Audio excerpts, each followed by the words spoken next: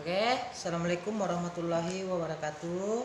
Selamat pagi anak-anakku semua. Bagaimana keadaannya hari ini? Semoga baik-baik saja. Pertama, tadi kita sudah belajar bahasa Inggris. Sekarang kita lanjut pada pembelajaran tematik. Jadi naikkan bukunya. Ini buku tema 1. Pak Guru akan jelaskan sedikit materinya. Sudah? Jadi setelah dibuka bukunya, coba dibuka halaman 1. Buka halaman 1. Nah, kita tulis dulu ini.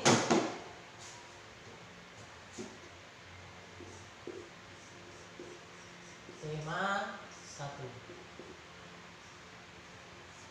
Organ gerak hewan dan manusia.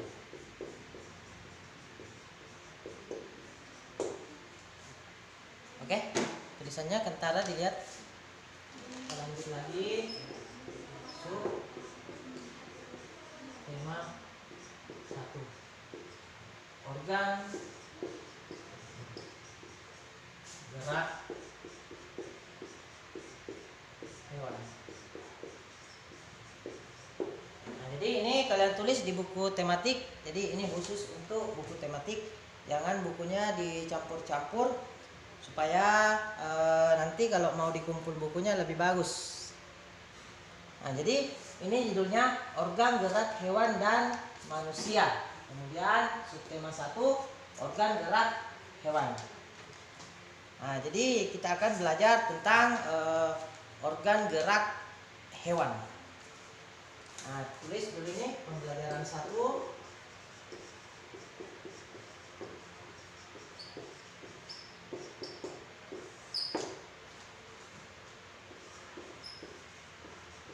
Organ gerak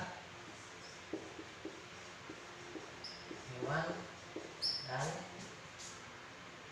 manusia. Nah, sudah ditulis semua. Nah,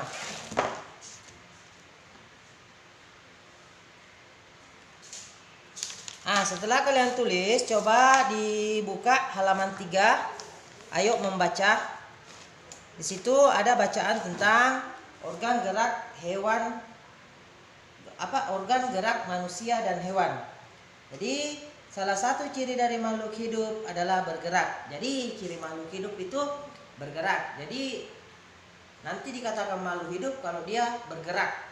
Tapi kalau dia tidak bergerak, dia bukan makhluk hidup.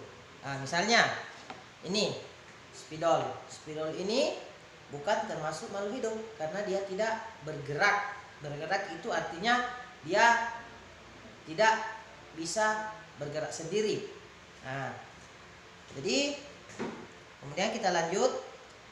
Gerak dapat diartikan berpindah tempat atau perubahan posisi sebagian atau seluruh bagian dari tubuh. Nah, jadi bergerak itu artinya dia berpindah tempat. Misalnya Pak Guru di sini. Pak Guru berpindah tempat ke sini. Nah, Pak Guru itu namanya bergerak. Nah, pindah ke depan itu namanya bergerak. Nah, jadi kita tulis supaya lebih baik.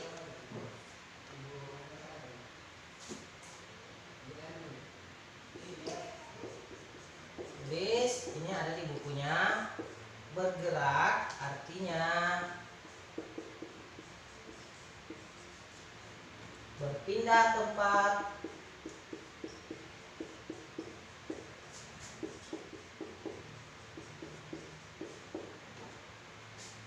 atau perubahan posisi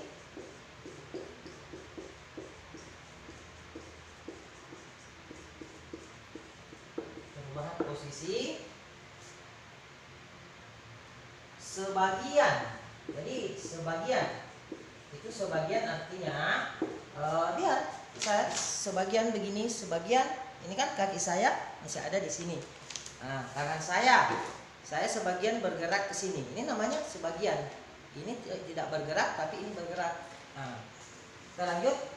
Sebagian atau seluruh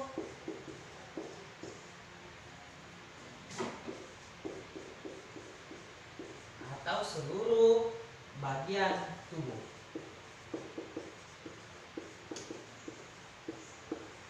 Nah, jadi ini pengertian dari bergerak.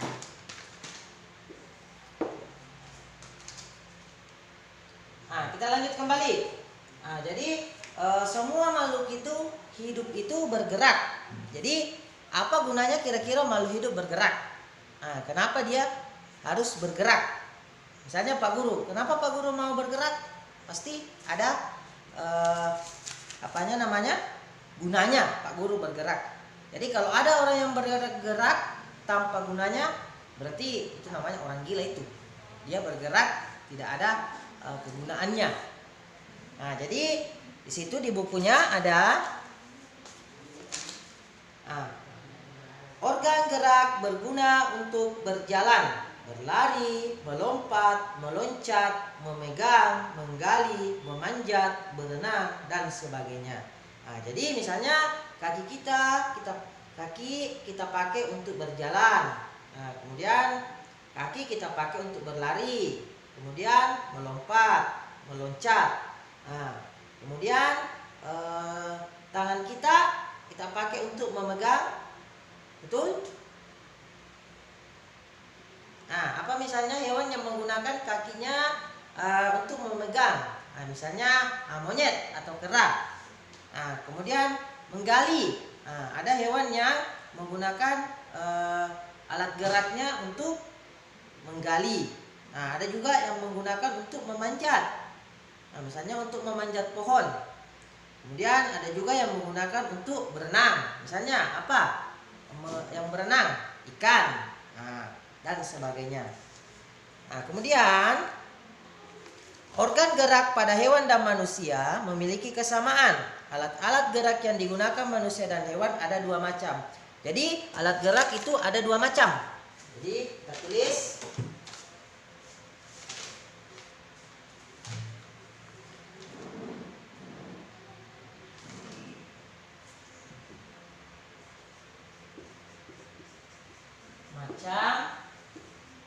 macam alat gerak. Alat gerak. Yang pertama ada namanya alat gerak pasif. Nah, jadi alat gerak pasif. Pasif. Yang mana dibilang alat gerak pasif? Nah, itu adalah tulang. Jadi tulang. Kalian punya tulang kau? Coba ditindih tangannya. Itu yang keras namanya tulang. Jadi tulang itu adalah alat gerak pasif. Nah, kemudian yang kedua ada namanya alat gerak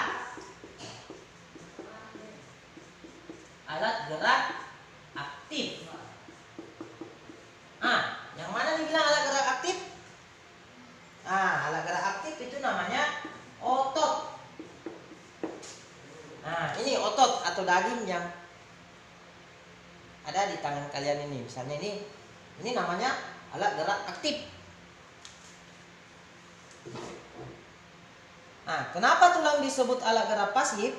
Nah, karena tulang tidak dapat bergerak dengan sendiri. Jadi tulang itu tidak dapat bergerak sendiri.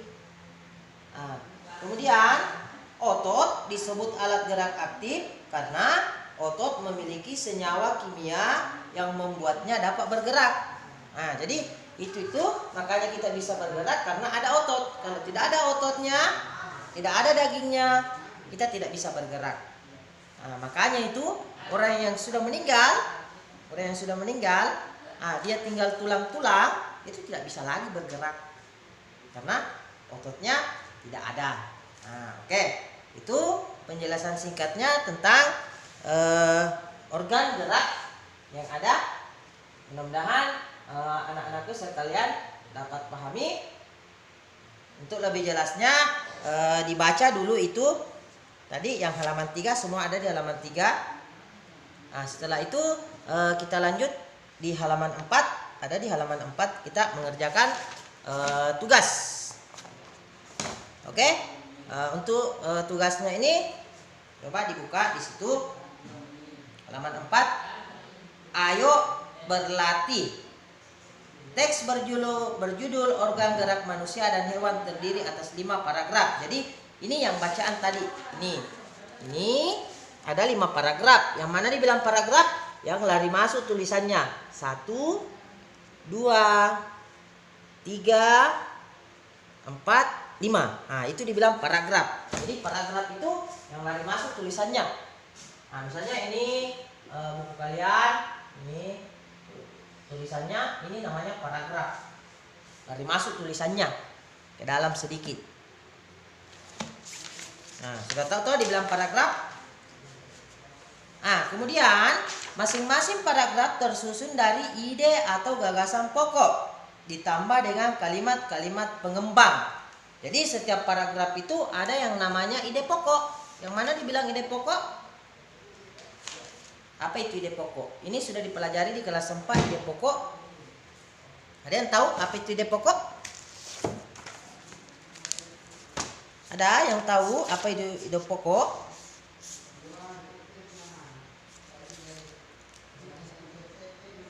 Ada. Jadi ide pokok itu artinya inti atau paragraf utama yang ada pada bacaan. Biasanya ide pokok itu dia terdapat pada awal kalimat. Nah, misalnya ada contohnya di situ pada paragraf 1. Ide pokoknya salah satu ciri-ciri makhluk hidup adalah bergerak. Nah, jadi itu ide pokoknya. Itu ide pokok. Jadi salah satu ciri makhluk hidup adalah bergerak. Itu ide pokok. Kemudian ada dibilang kalimat pengembang. Yang mana dibilang kalimat pengembang? Kalimat pengembang itu adalah itu tambahan-tambahannya yang ada di belakang ide pokok. Jadi ini coba diperhatikan. Ini ide pokoknya. Salah satu ciri dari makhluk hidup adalah bergerak. Ini ide pokoknya. Kemudian ini tambahannya semua ini adalah namanya kalimat pengembang. Sekarang paragraf 2, cari mana ide pokoknya. Yang mana ide pokoknya? Tadi Pak Guru bilang ide pokok itu berada di biasanya, bukan berada, tapi biasanya berada di awal paragraf. Jadi paragraf kedua itu ide pokoknya. Ini tulis yang pertama. Tulis sampai tanda titik. Kemudian kalimat pengembangnya. Ini. Yang kedua juga begitu. Paragraf ketiga. Ide pokoknya mana? Ini organ gerak pada hewan dan manusia memiliki kesamaan. Jadi ini ide pokoknya. Kemudian mana kalimat pengembangnya? Ini semua. Tidak usah ditulis semua. Yang penting ada ditulis di sini yang penting-penting saja. Sama juga ini, tidak usah ditulis semua, yang penting-penting saja. Kemudian paragraf 4. Mana ide pokoknya? Ini ide pokoknya. Ini sampai tanda titik. Setelah itu tulis kalimat pengembangnya. Tidak usah ditulis semua ini kalimat pengembangnya. Yang penting-penting saja. Yang mana kalian merasa penting itu yang ditulis. Kemudian paragraf 5.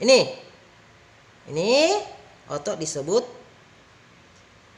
Tulis sampai di mana? Otot disebut alat gerak aktif.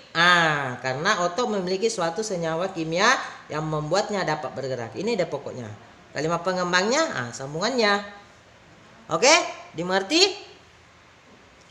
Jadi ini tabelnya. Ini tabelnya. Ini sudah dilihat tabelnya. Jadi kalau misalnya kalian mau buat dalam bentuk tabel, ditulis seperti ini. Ditulis seperti ini. Oke, dimengerti tugasnya anak-anak? Oke, Pak Guru kalian rasa sudah mengerti tugasnya.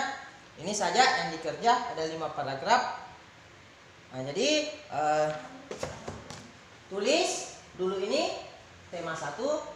Setelah itu kerjakan itu tugasnya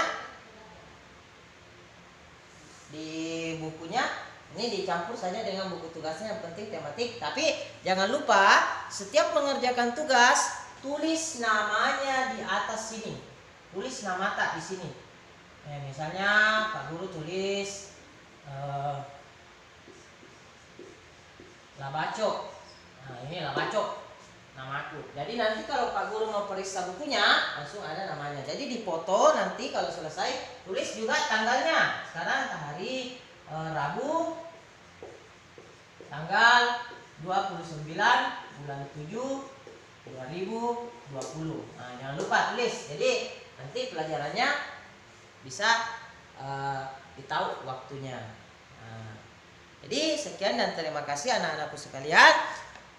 Assalamualaikum warahmatullahi wabarakatuh.